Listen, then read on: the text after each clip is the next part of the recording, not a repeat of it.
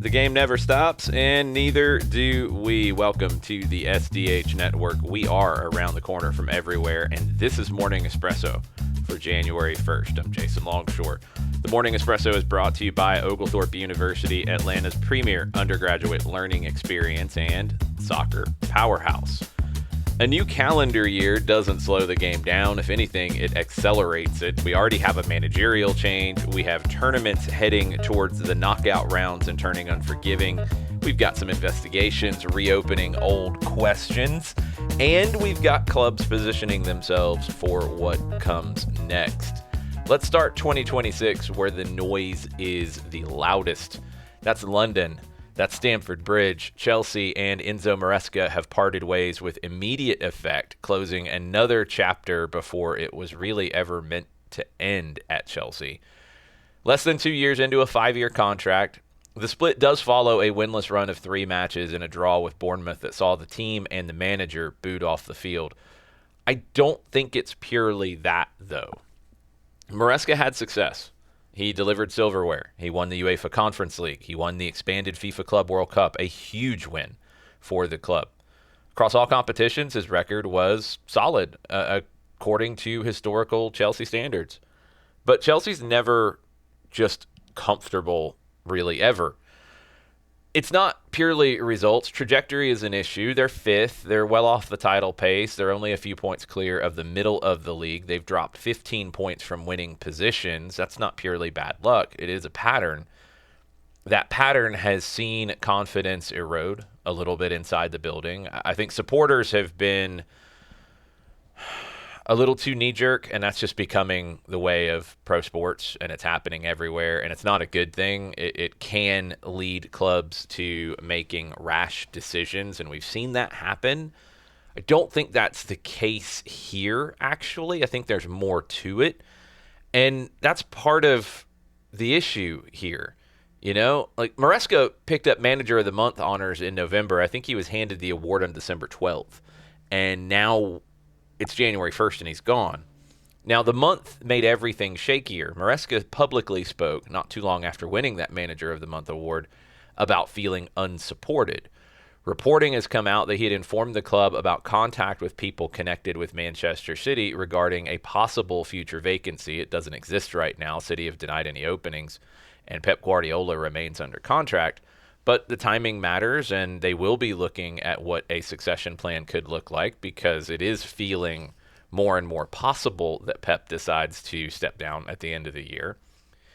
Conversations were had. That's frustrated people at Chelsea. Maresca's felt unsupported at the club, so everything has been uneasy.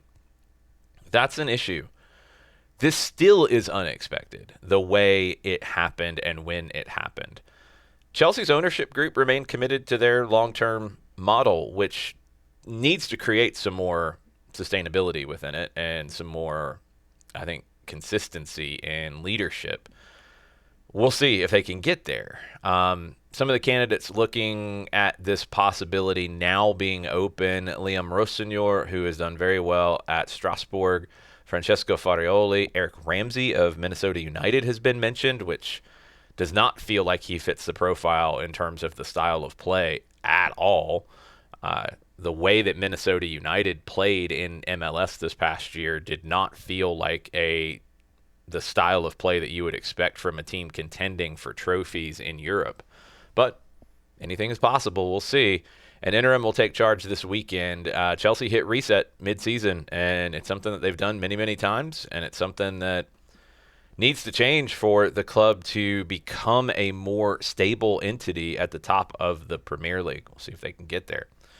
AFCON, the group stage is now done. Patience gone. It's now really time to get into the pressure. Round of 16 begins this weekend. Côte d'Ivoire, the defending champions, they reminded everyone why they remain dangerous, coming from 2 goals down to beat Gabon late in that one and win their group.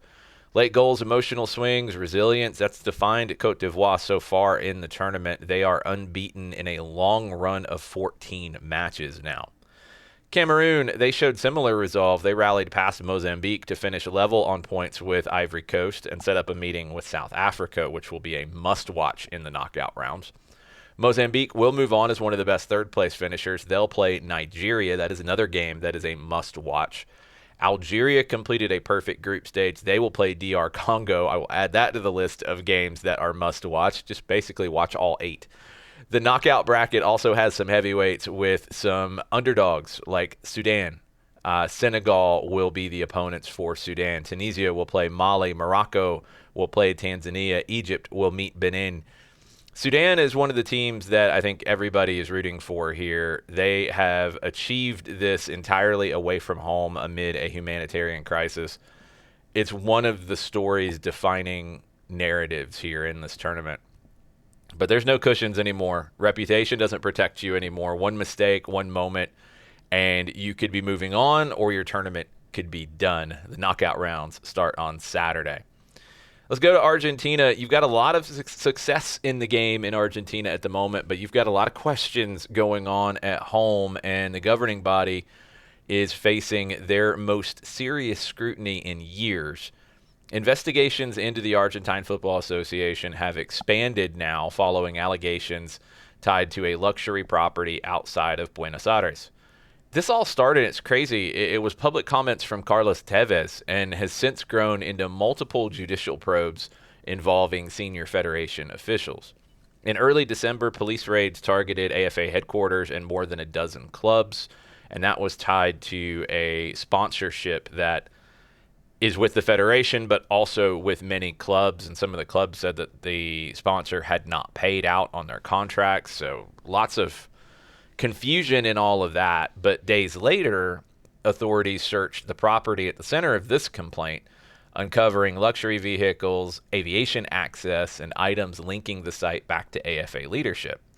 Prosecutors have since added charges related to unlawful retention of taxes. The AFA has rejected all the allegations. They've described them as politically motivated amid tensions with the current government over the future structure of Argentine clubs. The current government wants to see the clubs become for-profit entities instead of the non-profit entities that they currently exist as. On the field, Argentina has been dominant at the international level. Obviously, you're defending World Cup champions. You're two-time defending Copa América champions. But at home, trust in the federation is fraying, and this is not a new situation. As one Argentine journalist put it, there are two AFAs, one celebrated globally and one struggling to answer some uncomfortable questions domestically. We'll keep an eye on that one. It shouldn't affect anything in terms of Argentina and the World Cup. We'll see if it is a distraction during preparation. One of the more significant business stories of the week comes out of Mexico. Club América, they have entered into a landmark partnership that aligns them with the ownership ecosystem of the New England Patriots and the New England Revolution. U.S. private equity firm General Atlantic has acquired a 49% stake in the group that owns Club América, owns the Estadio Azteca, now known from a sponsorship perspective as the Estadio Banorte, and surrounding development land around the stadium, valuing the deal at roughly $490 million. The Azcárraga family retains control of Club América, with Emilio Azcárraga Jean continuing as the executive chairman, while the Kraft Group's analytics arm will support data, fan engagement, and commercial strategy. It's not about changing the identity of Las Águilas, it's about scaling it. Now, the timing's really important here because the Estadio Banorte is being renovated. It will be hosting the opening match of the 2026 World Cup. They will host Portugal and Mexico in March as the grand reopening. Liga MX is continuing to attract foreign investment, especially from the United States. And now Club América sits firmly inside a North American sports business ecosystem that blends soccer, American football, data, and global reach. It's a big deal, and I'm curious to see how all of it comes together. Before we get back stateside, quick look ahead. John Nelson is back with you tomorrow morning for SDH AM, live on YouTube, Twitch, and X starting at 9:05. The second hour features our friends Nino Torres and Nico Moreno as we get the new year rolling. And on the site, in case you missed it, you can get to know Atlanta United's newest signings with features on Lucas Hoyos and Thomas Jakob as Atlanta United gets ready for 2026 with training camp opening in about 12 days, I believe. Let's get caught up on the domestic scene a little bit. Columbus Crew They have named Henrik Rydström as their new head coach after Wilfried Nancy's departure to Celtic. Rydström arrives with a strong domestic track record in his native Sweden with Malmo and brings part of his staff while retaining some key voices from the previous setup as well. Stylistically, he fits as the next step for Columbus. His style of play should be similar, but not exactly the same as what we saw under Wilfried Nancy. Let's go back to New England. Progress has been made towards a long-awaited soccer-specific stadium. Agreements reached in Boston and Everett, Massachusetts, that include significant community benefits. This is exciting if the Revolution can get out of Foxborough and into a stadium closer to downtown Boston. The Revolution have also added on the field Ethan Kohler as their roster building continues. Nashville has signed Costa Rican striker Warren Madrigal. Chicago added former Atlanta United goalkeeper Josh Cohen. Sporting Kansas City acquired Justin Reynolds from Chicago. You're going to see more moves like this all around the league as training camps get ready to open. Quick hits before we go from the refill. Neymar has committed his future to Santos through the end of 2026. You had tons of speculation over months of time, but what Neymar did to keep Santos up made it pretty clear that he was very committed to not just the immediate future, but a little bit longer-term future for the club. Provide stability for the club, also for him, as he tries to get fit after meniscus surgery and tries to get back into the mix for the World Cup. Barcelona, Marc-Andre Ter Stegen has been told he can leave in January after falling down the depth chart. Girona are pushing for a loan move. Barca are open to a minimal fee. I think $1 million on a loan fee is what they're hoping for. That would ensure for Ter Stegen's piece that he would be able to play regularly ahead of the World Cup. Mauro Icardi, somebody that we talk about quite a bit on soccer over there, usually for off-the-field reasons. His contract talks at Galatasaray are a telenovela in and of themselves. Club is pushing for a significant salary reduction. He's out of contract in the summer. His production has been outstanding. He's the all-time leading goal scorer for a foreign player at the club. And Roma are interested. River Plate are interested. Many other clubs are interested. This is going to be a soap opera of epic proportions over the next few months. And Real Madrid, Xabi Alonso trying to hold off pressure on his job. He's going to have to do it without Kylian Mbappé to start the year. He's out with a knee sprain. Will keep him out of the Supercopa. Madrid's going to have to navigate the opening weeks of the year without Mbappé. And I wonder if this affects Xabi Alonso's long-term future. It's going to be interesting to watch.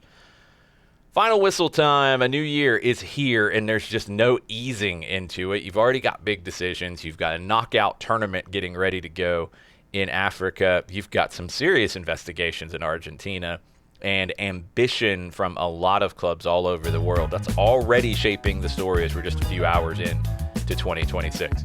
Thank you for starting your year with the SDH Network. I hope 2026 brings you good health, great moments, and plenty of reasons to fall in love with this game all over again. I'll be back tomorrow morning with another edition of the Morning Espresso brought to you by our friends at Oglethorpe University.